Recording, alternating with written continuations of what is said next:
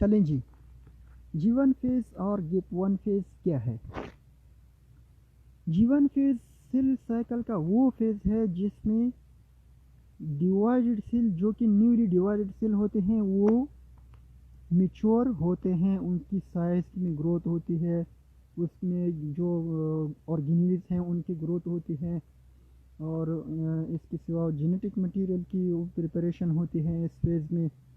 Genetic material کے لیے جو ریکوائرڈ ہوتے ہیں اس کی پریپریشن ہوتی ہے، باقی سارے آرگینیلز کی پریپریشن ہوتی ہے، سیل انلارجمنٹ ہوتی ہے G1 فیز میں. نیولی ڈیوائڈڈ سیل کہاں سے آتے ہیں اس کے بارے میں سب سے آخر میں ہم آتے ہیں کہ نیولی ڈیوائڈڈ سیل کہاں سے آتے ہیں اور کس طرح آتے ہیں. یہ مائٹوٹک فیز میں پھر ہم ڈسکس کرتے ہیں. ابھی G1 فیز کو ہم انالائز کرتے ہیں. ابھی گروتھ فیز مطلب سیل کا یہ گروتھ فیز ہے. یہاں پر سیل گروتھ کرتا ہے. کس طرح گروتھ کرتا ہے؟ پہلے میں نے بات کی کہ آرگینیلز کی گروتھ ہوتی ہے، سیل انلارجمنٹ ہوتی ہے، جینیٹک مٹیریل کی گروتھ ہوتی ہے وغیرہ وغیرہ. پہلے میں نے ڈیٹیل سے بات کی. Preparation of necessary nutrient. Preparation of necessary nutrient کا کیا مطلب ہے یہاں پر؟ اس کا مطلب ہے کہ سیل ابھی گروتھ فیز میں ہے. اس کے لیے اس کے گروتھ کے لیے بہت سارے نیوٹرینٹس کی ضرورت پڑتی ہے. وہ نیوٹرینٹ کہاں سے آتے ہیں؟ وہ سیل پریپریشن کے دوران اس G1 فیز میں اس کو پرووائڈڈ کیے جاتے ہیں. G1 فیز میں سیل کے انلارجمنٹ کے لیے بھی نیوٹرینٹ کی ضرورت ہوتی ہے. وہ کہاں سے آتے ہیں؟ یہ سیل میں یہاں پر G1 فیز میں پروڈیوس ہوتے رہتے ہیں. اس کے بعد ہے کائنیزز. جب لاسٹ میں ASE آ گیا تو ہمیں پہلے سمجھ آ گیا کہ یہ انزائم کے بارے میں بات ہو رہی ہے. کائنیزز ایسے انزائم ہیں کہ اکثر سیلولر پروسیسز کائنیزز ریگولیٹ کرتے ہیں. اس کے بعد ہے سائکلین پروٹین. یہ G1 فیز کے لیے اسپیسیفک ہوتے ہیں. ہر فیز کے لیے اسپیسیفک سائکلین پروٹین ہوتے ہیں. ان کا نام سائکلین کیوں ہے؟ کیونکہ ان کا اماؤنٹ جو ہے وہ ویریز کرتا ہے. اسپیشیز ٹو اسپیشیز ان کا اماؤنٹ ویری کرتا ہے، اس لیے ان کو سائکلین کا نام دیا ہے. یہ پروٹین ہوتے ہیں. اب ان سائکلین کا کیا کام ہے اور کائنیزز کا کیا کام ہے؟ کائنیزز کا تو یہ ظاہر سی بات ہے ایک کام یہ ہے کہ یہ مختلف سیلولر پروسیسز ریگولیٹ کرتے ہیں، یہ انزائم ہیں. لیکن سائکلین اور کائنیزز جب آپس میں کمبائن کرتے ہیں تو ایک اور چیز سامنے آتی ہے. پھر کائنیزز انزائم ادر کنڈیشن میں beside cell cycle other condition میں کائنیزز کیا کرتے ہیں؟ یہ خود اپنے آپ کو یوز نہیں کرتے، خود ایکٹیو نہیں ہوتے، اپنے آپ کو دور رکھتے ہیں لیکن پروسیسز کو ریگولیٹ کرتے رہتے ہیں. یہاں پر جب یہ کائنیزز سی ڈی کیا بناتے ہیں یعنی سائکلین کے ساتھ کمبائن کرتے ہیں، سائکلین ڈیپینڈنٹ کائنیزز ایک کمپلیکس بناتا ہے، تو پھر یہاں پر کائنیزز خود ایکٹیو ہو جاتے ہیں، یعنی خود بھی اس میں استعمال ہوتے ہیں. کس طرح؟ وہ آگے ہم جا کر بات کرتے ہیں اس پر. پروٹین کائنیزز. پروٹین کائنیزز کا مطلب کیا ہے؟ پروٹین کائنیزز کا مطلب یہ ہے کہ جب کائنیزز انزائم سی ڈی کے ساتھ کمبائن کرتے ہیں وہ خود ایکٹیو ہو جاتے ہیں، تو پھر یہ کمپلیکس جو ہے سی ڈی کے یعنی سائکلین ڈیپینڈنٹ کائنیزز یہ as a protein kinase work کرتا ہے. پروٹین کائنیز کیا ہے؟ پروٹین کائنیز اب ایک انزائم ہے جو کہ ادر جینز کو ایکسپریس کرتا ہے، جو پروٹین پروڈکشن میں مدد دیتے ہیں. کس لیے؟ سیل گروتھ کے لیے پروٹین کی ضرورت ہوتی ہے، اور سیل گروتھ کے علاوہ جینیٹک مٹیریل کی پریپریشن کے لیے بھی پروٹین کی ضرورت پڑتی ہے. ان سارے پروسیسز کے لیے جو پروٹین کی ضرورت ہوتی ہے تو یہ کائنیزز جو ہوتے ہیں پروٹین کائنیزز سی ڈی کے سائکلین ڈیپینڈنٹ کائنیزز اب as a protein kinase work کرتا ہے. تو یہ سارے پروٹین کی پریپریشن یہی پروٹین کائنیز کرتے ہیں. لیکن اس سے پہلے ایک اور ٹرم مینشن تھی from where the energy is come, energy कहाँ से आती है इस प्रोसेस के लिए, सेल डिवीजन के लिए, ग्रोथ के लिए। जाहिर सी बात है जो चीज़ बड़ा हो रहा हो वक्त के साथ साथ उसके लिए एनर्जी भी चाहिए होगी ना, वो एनर्जी कहाँ से आती है, from where this energy is come. ये एनर्जी कहाँ से आती है, ये काइनेज एंजाइम जो होते हैं ये एटीपी की ब्रेक डाउन करते हैं, उससे एक एटीपी रिमूव करते हैं। ATP is the cell currency.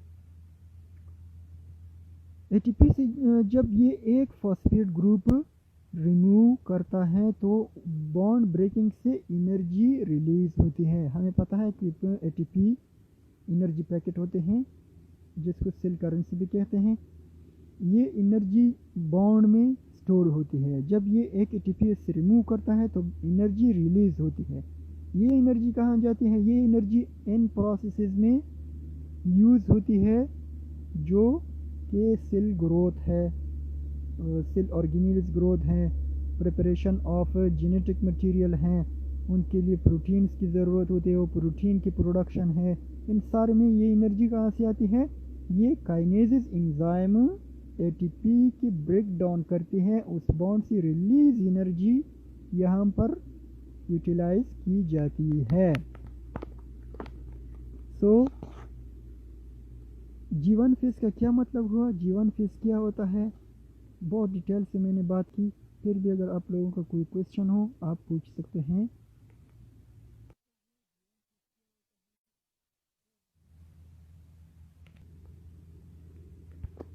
Let's go to the next phase, S phase. G1 phase के बाद एस फेज आता है, लेकिन यहाँ पर हम थोड़ा सा बात करते हैं G0 फेज का, क्योंकि एस फेज से पहले G0 फेज बाज़ साइंटिस्ट इंक्लूड करते हैं कि G0 फेज क्या है। G0 फेज एक ऐसा फेज है कि सेल अगर एक दफ़ा G0 फेज में चला गया ना तो ये एक दिन में भी आगे एस फेज में जा सकती है, एक वीक में भी आगे एस फेज में जा सकती है, अनटिल ये तकरीबन ईयर्स भी ले सकते हैं। नर्व सेल जो हैं ये G0 फेज में जाते हैं। G0 फेज में जो सेल चला गया तो वो डिवीजन की तरफ प्रोसीड नहीं करेगा। रिमेंबर दैट, जो सेल डिवीजन की प्रोसेस से होता हुआ जाता है और जो सेल G0 फेज में चला गया वो डिवाइड नहीं करेगा अनटिल जब वो एस फेज में प्रोसीड नहीं करेगा। जब तक वो G0 फेज में है वो डिवाइड नहीं करेगा। G0 फेज इसमें कौन कौन से एग्जांपल आते हैं, नर्व सेल हैं, नर्व सेल जो हैं वो G0 फेज में हैं, ये डिवाइड नहीं करते, ये अपनी असल हालत में हैं। ये जब एक बार इसकी डिवीज़न होती है तो फिर ये G0 फेज में चले जाते हैं, इसकी डिवीज़न फिर नहीं होती। तो उम्मीद है G0 फेज का मतलब समझ में आ गया होगा। इसके बाद हम बात करते हैं नॉर्मल सेल साइकिल जो है G1 फेज के बाद एस फेज या सिंथेटिक फेज। सिंथेटिक फेज का क्या मतलब है, इसमें सिंपली ये इतना बड़ा फेज नहीं है, इसमें सिर्फ डीएनए की सिंथेसिस होती है, जेनेटिक मटेरियल की सिंथेसिस होती है। एसोसिएटेड प्रोटीन हिस्टोन, जिसको हिस्टोन कहते हैं, उस पर डीएनए की रैपिंग होती है, क्रोमेटिन स्ट्रक्चर वजूद में आता है, एक कॉम्प्लेक्स न्यूक्लियोसोम होता है उसको क्रोमेटिन कहते हैं। ये क्रोमेटिन, यहाँ पर भी इसकी क्रोमेटिन की वेरिएशंस होती हैं, बहुत सारी टाइप्स होती हैं, इसके बारे में हम एक और अलग लेक्चर में बात करते हैं कि क्रोमेटिन, इंटरफेस क्रोमेटिन किस किस तरह वेरी करता है फेज टू फेज। सो इस फेज में क्या होता है, the synthesis of genetic material. Genetic material के लिए पहले G1 फेज में प्रोटीन जो रिक्वायर्ड थे वो प्रोटीन G1 फेज में प्रोड्यूस हुए। यहाँ पर वो प्रोटीन, वो एनर्जी, वो सब कुछ यहाँ पर यूज़ होगा जेनेटिक मटेरियल की प्रिपरेशन में। जेनेटिक मटेरियल क्या है, DNA. Making copies of DNA, DNA की कॉपीज यहाँ पर बनेगा। इस फेज में डीएनए की कॉपीज हो जाएगा डुप्लीकेशन ऑफ जेनेटिक मटेरियल, इसको डुप्लीकेशन ऑफ जेनेटिक मटेरियल कहते हैं। यानी ये ऑटोसोमल सेल सोमेटिक सेल की बात हो रही है, सेक्स सेल यानी जर्म सेल की बात नहीं हो रही, ये सोमेटिक सेल हैं। यहाँ पर डीएनए की 2 कॉपीज, जेनेटिक मटेरियल की 2 कॉपीज बन जाते हैं। याद रखिए क्रोमेटिन की 2 कॉपीज नहीं बन जाती, डीएनए की 2 कॉपीज बन जाती हैं। क्रोमेटिन एक ही होता है जो आगे जाकर फिर सिस्टर क्रोमेटिन में तब्दील हो जाता है, क्रोमोसोम में तब्दील हो जाता है, वो एक ही होता है। लेकिन डीएनए की कॉपीज यहाँ पर 2 कॉपीज बन जाते हैं। सो ये था एस फेज जिसमें डुप्लीकेशन ऑफ जेनेटिक मटेरियल हो गई।